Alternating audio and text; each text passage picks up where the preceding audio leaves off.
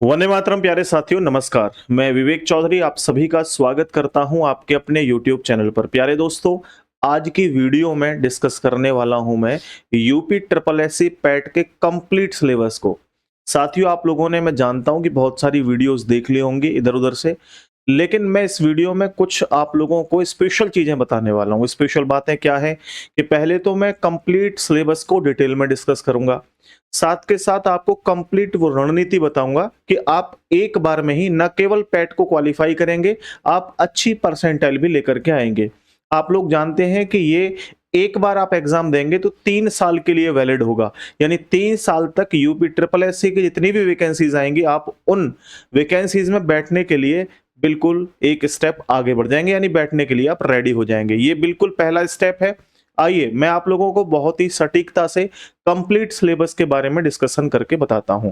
तो सबसे पहले देखो, यहां पर मैंने लगाया हुआ है कंप्लीट सिलेबस का ओवरव्यू, जिसके माध्यम से हम लोग धीरे धीरे डिटेल में सब कुछ जानेंगे। तो यहाँ ये कुछ जैसे लिखा हुआ है, भारतीय इतिहास 5 प्रश्न होंगे 5 अंक के, और भारतीय राष्ट्रीय आंदोलन 5 अंक होंगे 5 नंबर के, भूगोल में 5 अंक 5 नंबर के, अर्थव्यवस्था में 5 अंक 5 नंबर के, भारतीय संविधान और लोक प्रशासन 5 अंक 5 नंबर के, सामान्य विज्ञान 5 अंक 5 नंबर, प्रारंभिक अंक गणित 5 नंबर 5 अंक, सामान्य हिंदी 5 क्वेश्चन होंगे 5 नंबर के, सामान्य अंग्रेजी में 5 प्रश्न 5 नंबर, तर्क शक्ति में यानी कि रीजनिंग में भी 5 प्रश्न होंगे 5 नंबर के, सामायिकी यानी कि करंट अफेयर्स में 10 प्रश्न होंगे 10 नंबर के, सामान्य जागरूकता में 10 प्रश्न होंगे 10 नंबर के। उसके बाद अपठित हिंदी गद्यांश का विश्लेषण, यानी गद्यांश आता है, पूरी एक गद्यांश लिखा होता है, उसमें से प्रश्न का चुनाव करना होता है। ये भी आपके 10 प्रश्न यानी कि 10 क्वेश्चन का जो है होंगे आपके। जैसे मतलब क्या होगा ना, एक्चुअली 2 गद्यांश दिए जाएंगे, 2 गद्यांश दिए जाएंगे, एक गद्यांश से 5 प्रश्न पूछे जाएंगे, और 5 प्रश्न 5 नंबर के, तो 2 गद्यांश से 10 प्रश्न हो गए, 10 प्रश्न 10 नंबर के होंगे इस तरह से। ऐसे ही यहाँ पर देखें तो ग्राफ की व्याख्या एवं विश्लेषण, ये ग्राफ जो आएंगे आप लोगों के 2 तरह के होंगे, मैं डिटेल में डिस्कस करूंगा आप लोगों को। तालिका की व्याख्या एवं विश्लेषण, ये दोनों एक जैसे ही होते हैं, कुछ इसमें अंतर नहीं होता, ये आप लोगों को देख लेना है। टोटल आपके पास 100 प्रश्न होंगे 100 नंबर के। ये तो ओवरव्यू रहा कंप्लीट सिलेबस का। अब दोस्तों यहाँ पे सबसे पहले हमें डिटेल में समझना है अपने पूरे सिलेबस को। तो देखो, सबसे पहला जो पिलर है उसमें हमारे पास है भारतीय इतिहास।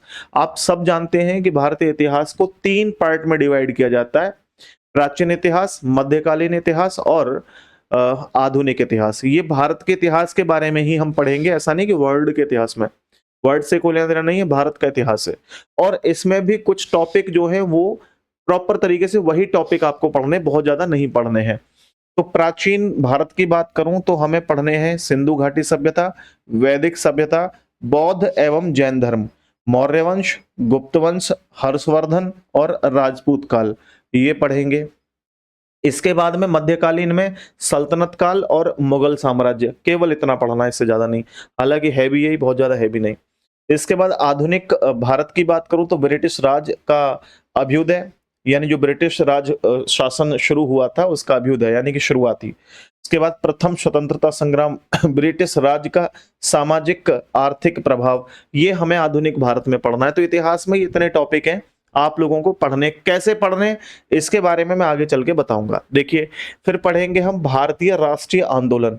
एक्चुअली इतिहास का ही पार्ट है, लेकिन ये आधुनिक इतिहास है, यानी हम ये कह सकते हैं भाई, इतिहास में तीनों इतिहास तो ठीक है, प्राचीन, मध्यकालीन और आधुनिक, लेकिन इतिहास में भी एक बहुत बड़ा पार्ट आपका रहेगा जो कि भारतीय राष्ट्रीय आंदोलन है। जैसे हम लोग शुरुआत करेंगे स्वाधीनता आंदोलन के प्रारंभिक वर्ष से, और धीरे धीरे फिर स्वदेशी एवं सविनय अवज्ञा आंदोलन, महात्मा गांधी तथा अन्य नेताओं की भूमिका क्या रही। अगले स्टेप में क्रांतिकारी आंदोलन तथा उग्र राष्ट्रवाद का उदय। फिर उसके बाद में विधायी संशोधन तथा ब्रिटिश इंडिया एक्ट 1935। इसके बाद भारत छोड़ो आंदोलन, आजाद हिंद फौज तथा नेताजी सुभाष चंद्र बोस के जो भी योगदान रहे हैं उन सभी के बारे में। इसके बाद दोस्तों नेक्स्ट जो पिलर आता है वो आता है हमारा भूगोल। और भूगोल आप जानते हैं कि 2 पार्ट में डिवाइड रहता है, एक भारत का भूगोल, एक विश्व का भूगोल। यहाँ आपको विश्व का भूगोल भी पढ़ना है। विश्व के भूगोल में ऐसा नहीं है कि आपको जाकर के अमेरिका के भूगोल के बारे में पढ़ना है, कुछ नहीं। विश्व का भूगोल यानी जैसे सूर्य के बारे में, सोलर सिस्टम के बारे में पढ़ेंगे। ठीक है। जैसे हम महासागरों के बारे में पढ़ेंगे तो ये सब किस में आते हैं, विश्व के भूगोल में। और अगर भारत के भूगोल की बात करूं तो स्पेशली जो भारत के अंदर के भूगोलिक स्थितियां या अवस्थितियां हैं उनको हम लोग पढ़ेंगे। जैसे यार आप देखिए, यहाँ पे नदियां तथा घाटियां वो भारतीय भी हो सकती हैं, विश्व की भी हो सकती हैं। सबसे बड़ी नदी कौन सी है, सबसे छोटी नदी कौन सी है, गंगा नदी की सहायक नदियां कौन सी है, ये सब कुछ। इसके बाद भूजल संसाधन, पर्वत पहाड़ियां तथा हिमनद। उसके बाद यहाँ पे जितने भी ये टॉपिक लिखे हुए हैं, पर्वत पहाड़ियां तथा हिमनद, मरुस्थल और शुष्क क्षेत्र वन, खनिज संसाधन विशेषकर भारत में जो है, ठीक है। ऐसे आप लोग पढ़ेंगे राजनीतिक जो आपका भूगोल का पार्ट है, जैसे भारत का राजनीतिक भूगोल, जलवायु तथा मौसम, टाइम जोन, जनसंख्यिकी परिवर्तन तथा प्रवास, ठीक है। ऐसे आप विश्व के राजनीतिक भूगोल को पढ़ेंगे, जलवायु तथा मौसम, टाइम जोन और सांख्यिकी परिवर्तन तथा प्रवास। तो ये एक्चुअली दोनों चीजें पढ़नी है, विश्व के उपलक्ष्य में भी और भारत के उपलक्ष्य में भी पढ़ना है आपको। इसके बाद में नेक्स्ट जो हमारा पिलर रहेगा वो प्यारे दोस्त रहेगा भारतीय अर्थव्यवस्था। बहुत गिने चुने से जो है आप लोगों के टॉपिक है इसमें भी। 1947 से 1999 1991 तक योजना आयोग तथा पंचवर्षीय योजनाएं आपको रट्टा लगा लेनी है। हरित क्रांति, दुग्ध विकास एवं ऑपरेशन फ्लड, बैंकों का राष्ट्रीयकरण तथा सुधार, ये टॉपिक इंपोर्टेंट होते हैं। देखो एक बात और बता रहा हूं मैं छोटी सी आपको, कि आप यहां से पैट की तैयारी तो कर ही रहे हैं, लेकिन इन टॉपिक को थोड़ा डिटेल में पढ़ना, जिससे कि आप लोगों को आगे भी कोई एग्जाम दोगे तो इसमें भी तो लाभ मिलेगा। आगे 1991 के सुधार, वर्ष 1991 में आर्थिक सुधार तथा उनके बाद की अर्थव्यवस्था के बारे में पढ़ेंगे। 2014 के पश्चात, वर्ष 2014 के पश्चात के आर्थिक सुधार एवं वस्तु एवं सेवा कर, जीएसटी के बारे में स्पेशली डिटेल में आपको पढ़ना है, ठीक है। और फिर उसके बाद में भारतीय संविधान एवं लोक प्रशासन में क्या पढ़ेंगे, भारतीय संविधान के मुख्य विशेषताओं के बारे में पढ़ेंगे, जिसमें राज्य के नीति निर्देशक सिद्धांत, मौलिक अधिकार एवं कर्तव्य। देखो ये वो पॉइंट्स हैं जो आप लोगों को न केवल एग्जाम ओरिएंटेड, जीवन में आप लोगों को सबको ये याद भी होने चाहिए। आपके मौलिक अधिकार क्या है ना, क्या राज्य के नीति निर्देशक सिद्धांत हैं ये आपको पता हो, संसदीय संघीय प्रणाली क्या है ये आपको पता हो, है ना। ऐसे संघ एवं केंद्र शासित प्रदेश, संसदीय एवं संघीय प्रणाली, केंद्र राज्य संबंध, न्यायिक ढांचा, सर्वोच्च न्यायालय, उच्च न्यायालय, ठीक है, जिला प्रशासन, स्थानीय निकाय तथा पंचायती राज संस्थाएं, ये सब आपको पढ़नी चाहिए। इसके बाद आप सामान्य विज्ञान की तरफ पहुंचेंगे, जिसमें 3 पिलर हैं आपके, बायोलॉजी, फिजिक्स और केमिस्ट्री। बिल्कुल बेसिक बेसिक चीजें, बहुत डिटेल में जाकर के नहीं, बहुत नॉर्मल सी चीजें। इसके बाद आप भाषा एवं भाषा ज्ञान एवं विश्लेषण, जैसे सामान्य हिंदी में बात करते हैं, सामान्य हिंदी की और रीजनिंग की तो मैं बहुत डिटेल में बात करूंगा दोस्तों, है ना। यहाँ आप देखें सामान्य हिंदी के जो टॉपिक हैं, जैसे संधि टॉपिक आपको कवर करना है। आज से ही मैं लग गया हूं भाई आप लोगों की तैयारी में, हिंदी और रीजनिंग दोनों विषय कराने की जिम्मेदारी मेरी है, और कम समय में अच्छा स्कोर आप लेकर के आएंगे, ये मैं वादा कर रहा हूं आपसे।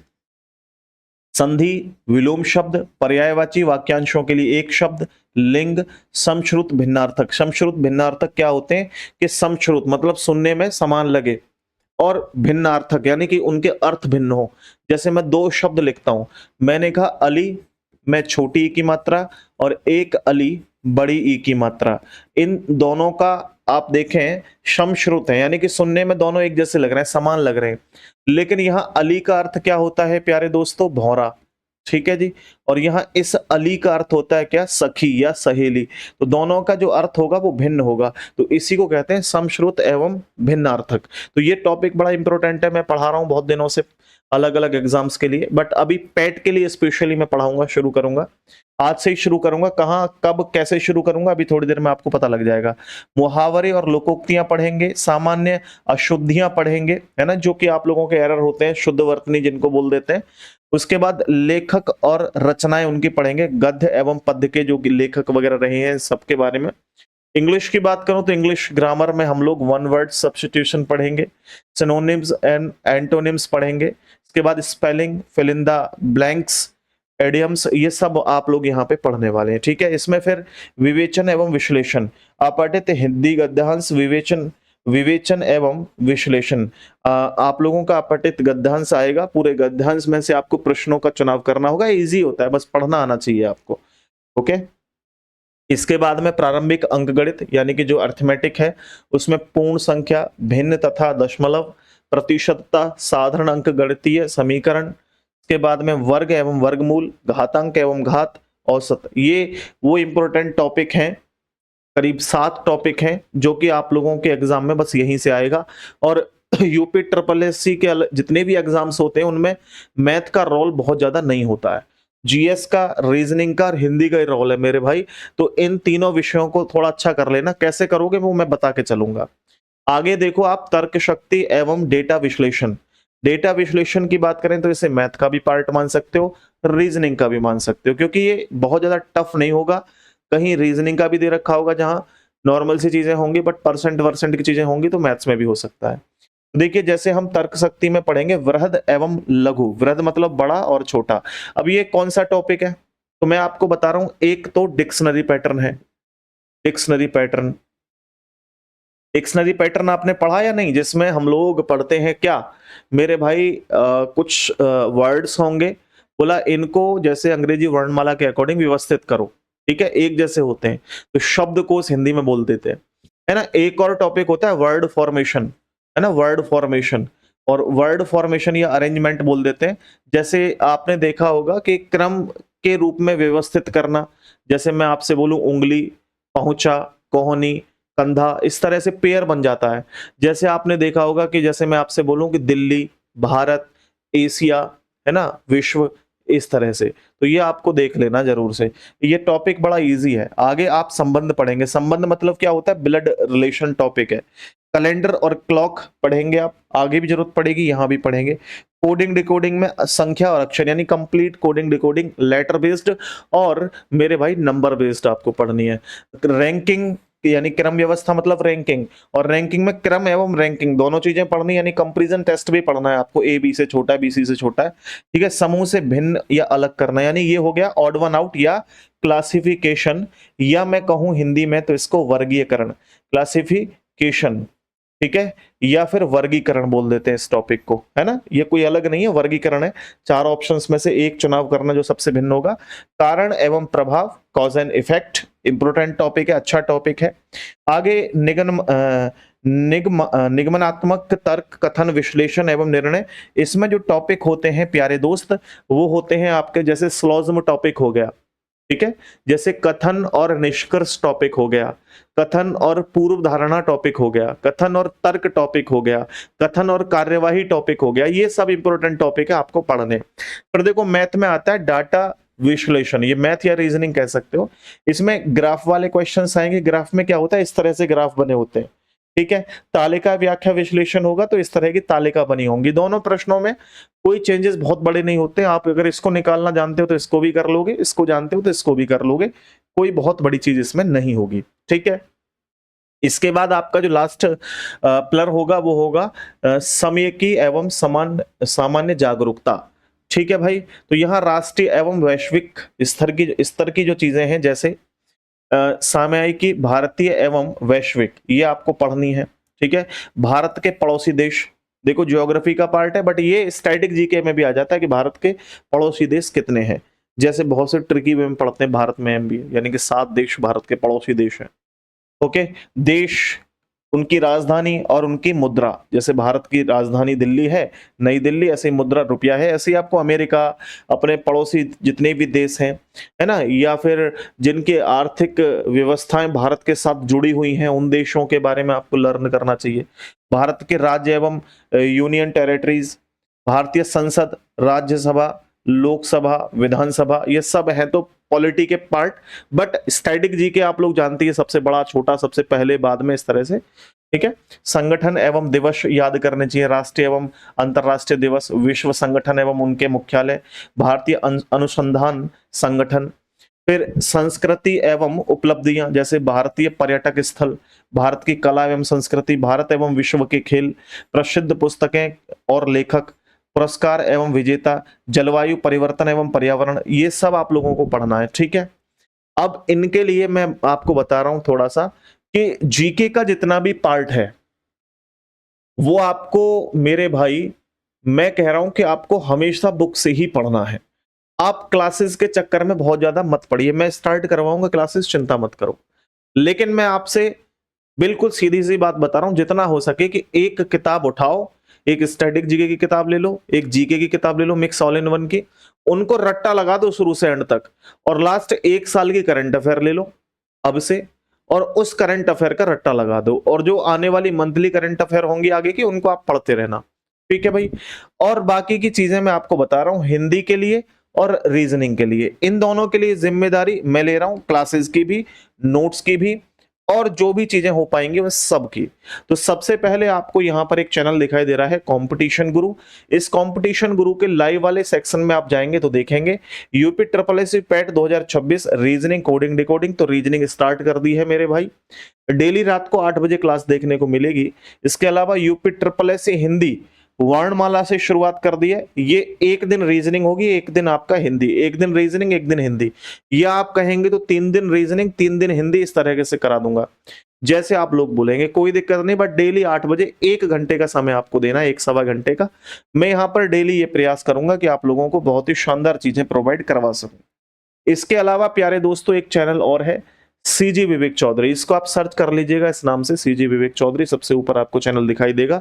इस चैनल पर रिकॉर्डेड क्लासेस में प्रोवाइड करवाऊंगा, जिसमें 30-30 मिनट में आपको टॉपिक कंप्लीट, 30 मिनट में कोडिंग डिकोडिंग कंप्लीट, 30 मिनट में आपका ब्लड रिलेशन कंप्लीट। ये छोटी छोटी बाइट्स होंगी आप लोगों के लिए, जो कि बूस्टर सीरीज के नाम से मैं शुरू करूंगा। बहुत ही शानदार है, क्योंकि यहां पर मैंने जो सीरीज स्टार्ट करी है, इस सीरीज का नाम दिया है धुरंधर सीरीज।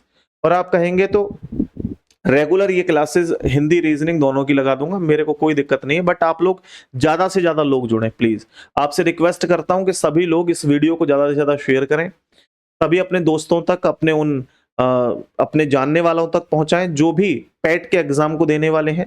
और अगर फॉर्म अभी तक नहीं अप्लाई करा है, आपने भरा है, तो अभी भर दीजिएगा, क्योंकि समय है आपके पास। फिर ज्यादा समय बीत जाएगा तो परेशानी और ज्यादा हो जाएगी। तो बहुत बहुत धन्यवाद, आज के लिए इतना ही। उम्मीद करता हूं कि सारी बातें आपको समझ में आई होंगी। ठीक है, जीके के लिए ज्यादा से ज्यादा बुक से पढ़िएगा। पढ़ने वाले जो विषय हैं वो सबसे ज्यादा इंपॉर्टेंट मैथ्स, रीजनिंग और हिंदी है। ठीक है दोस्तों, बहुत बहुत धन्यवाद। नमस्ते, राम राम प्यारे साथियों, जय हिंद, टेक केयर।